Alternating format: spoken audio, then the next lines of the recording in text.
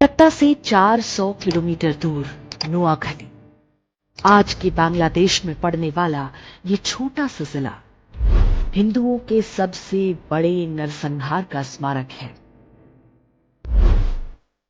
वो शरद पूर्णिमा का दिन था।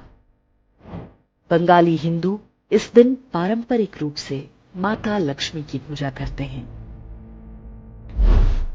इसे बंगाल में कोजागरी पूजा के नाम से जाना जाता है।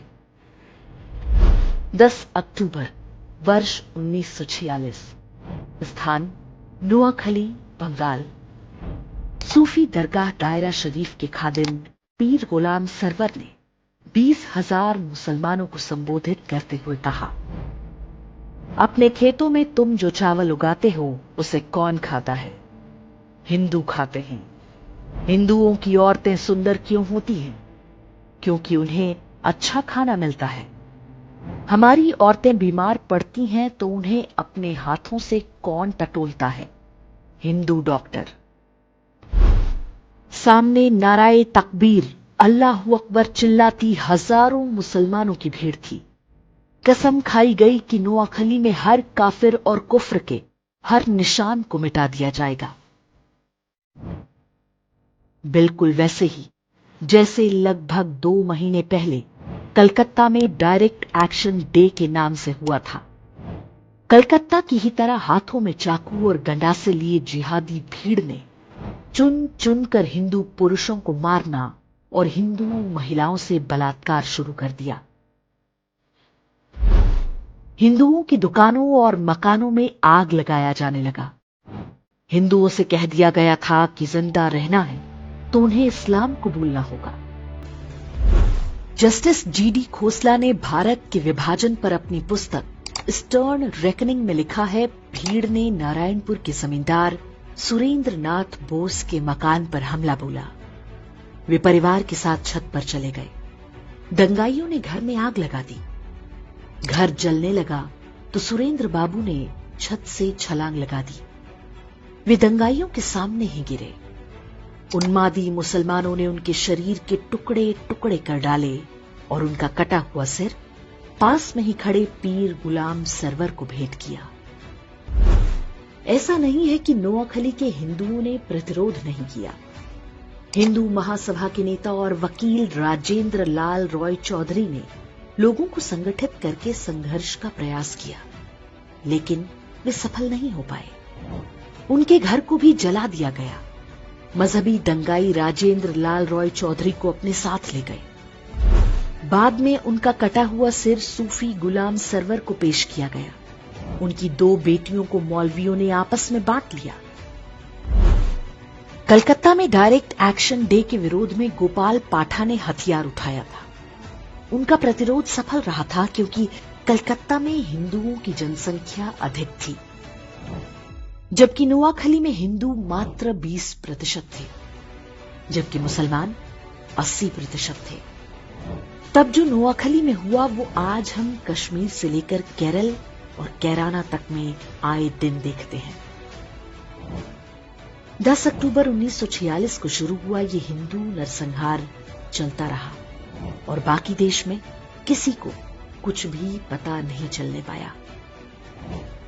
15 अक्टूबर को नोआखली नरसंहार की सूचना दिल्ली पहुंची।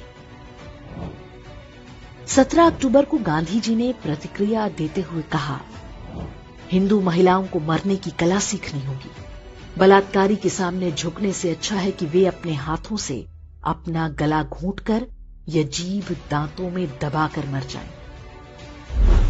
गांधी के इस असंवेदनशील बयान से पूरे देश में हिंदुओं में कड़ी प्रतिक्रिया हुई।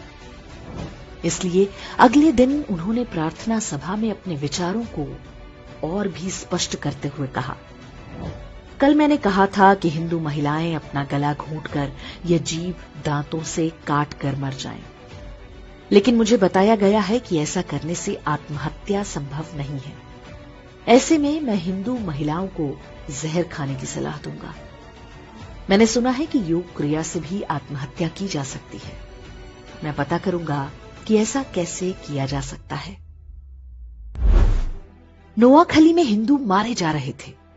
अहिंसा और शांति के पुजारी गांधी जी हिंदू महिलाओं को आत्महत्या करने के नए नए उपाय बता रहे थे। नोआखली और आसपास के क्षेत्रों में जिहादी निर्वस्त्र हिंदू महिलाओं के जुलूस निकाले जा रहे थे, लेकिन गांधी शांति और अहिंसा की अपनी विकृत धारणा का सार्वजनिक प्रदर्शन पूरी निर्लज्जता से करते रहे। 19 अक्टूबर को कलकत्ता के अमृत बाजार पत्रिका में एक समाचार छपा जिसमें नोआखली के विभूति भूषण दास के हवाले से शीर्षक दिया गया, वी ऑल हैव बिकम मुस्लिम। इसमें बताया गया कि नोआखली में अधिकांश हिंदू पुरुषों को काट डाला गया है, महिलाओं और बच्चों को जबरन मुसलमान बना दिया गया, उन्हें गोमांस खिलाया जा रहा है और 5 वक्त नमाज पढ़ने का आदेश दिया गया है। बंगाल के तत्कालीन गवर्नर ने भी अपनी रिपोर्ट में इसकी पुष्टि की। नोआखली में जिन पुरुषों की हत्या की गई, उनकी विधवाओं का निकाह उनके ही पति के हत्यारे के साथ पढ़वाया गया। बूढ़े मौलवियों की गिद्ध दृष्टि छोटी बच्चियों पर थी, जिन्हें वे अपनी हवस का शिकार बना सके। गांधी के कहने पर कांग्रेस के तत्कालीन अध्यक्ष आचार्य कृपलानी और उनकी पत्नी सुचेता कृपलानी नोआखली के दौरे पर गईं। आचार्य कृपलानी ने अपनी पुस्तक Gandhi his life and thoughts में लिखा है कि हमारी मुलाकात बंगाल के मुख्यमंत्री सुहरावर्दी और गवर्नर फ्रेडरिक बरोद से हुई। जब मैंने हिंदू महिलाओं के अपहरण और बलात्कार की बात पूछी तो गवर्नर बरोज ने उत्तर दिया, ये तो होना ही था। हिंदू महिलाएं मुस्लिम महिलाओं की तुलना में अधिक सुंदर होती हैं। मेरा मन किया कि मैं उन्हें वहीं पर पीट दूं, लेकिन मैंने खुद को रोक लिया। सुचेता कृपलानी ने कुछ हिंदू महिलाओं को बचाकर राहत कैंपों तक लाने में सफलता पाई। पीर गुलाम सरवर हुसैनी इस बात से इतना भड़क गया कि उसने फतवा जारी करके कहा कि जो भी सुचेता कृपलानी के साथ बलात्कार करेगा उसे गाजी की उपाधि दी जाएगी। इसका परिणाम हुआ कि सुचेता कृपलानी हर समय अपने साथ जहर का कैप्सूल रखा करती थी। नोआखली नरसंहार शुरू होने के पूरे 1 महीने बाद गांधी ने वहां का दौरा किया। वे सबसे पहले पास के तिपरा नाम के स्थान पर गए। यहां दंगा पीड़ित हिंदुओं के लिए राहत शिविर चला रही सुचेता कृपलानी के साथ गांधी की मुलाकात हुई। उनके काम से खुश होने के बजाय गांधी जी ने सुचेता कृपलानी से कहा कि कैंप में रह रही हिंदू महिलाओं को निशुल्क खाना ना दिया जाए, बदले में उनसे काम कराया जाए। गांधी जी ने सुचेता कृपलानी को यह निर्देश भी दिया कि वे इन हिंदू महिलाओं से कहें कि वे वापस अपने गांव में जाकर मुसलमानों के साथ मिलजुल कर रहें, चाहे उनकी जान ही क्यों ना चली जाए। नाथूराम गोडसे और उनके मित्र नारायण आप्टे भी तब नोआखली गए थे। वहां पर वे राहत कैंपों में रह रहे हिंदुओं की सेवा करते थे। गोडसे और आप्टे ने वहां जो कुछ देखा और गांधी की बातें सुनी, ये कहना गलत नहीं होगा कि वही आगे चलकर गांधी की हत्या का कारण बना होगा। काशी हिंदू विश्वविद्यालय के संस्थापक महामना मदन मोहन मालवीय ने नोआखली में हिंदुओं के नरसंहार और महिलाओं से बलात्कार के वृतांत सुने तो उन्हें गहरा सदमा लगा। इसी कारण 12 नवंबर 1946 को उनका निधन हो गया। स्वतंत्रता के बाद बंगाल के पहले मुख्यमंत्री बने प्रफुल्ल चंद्र घोष ने अपनी पुस्तक Gandhi as I saw him में लिखा है, गांधी जी ने एक युवा से पूछा कि नोआखली में हिंदुओं और मुसलमानों की जनसंख्या का अनुपात क्या है। युवा ने उत्तर दिया, हिंदू 20% हैं और मुसलमान 80%। गांधी जी ने पूछा, जमीनें किस अनुपात में हैं? युवक ने बोला, 80% जमीनें हिंदुओं की हैं और 20% मुसलमानों की। तब गांधी ने कहा, संघर्ष का असली कारण यही है। अर्थात जिस व्यक्ति को राष्ट्रपिता बताकर देश पर थोप दिया गया, उसने जिहादियों के हाथों हिंदुओं के नरसंहार को आर्थिक असमानता से जोड़ दिया। जबकि नोआखली में रहने वाले हिंदुओं में बड़ी संख्या अनुसूचित जातियों की भी थी। ये लोग बहुत निर्धन थे। जिहादियों ने उनके भी पुरुषों की हत्या की और महिलाओं के साथ बलात्कार किया। लेकिन गांधी का ध्यान केवल जिहादी हिंसा का बचाव करने पर था। इसमें वो बहुत हद तक सफल भी रहे।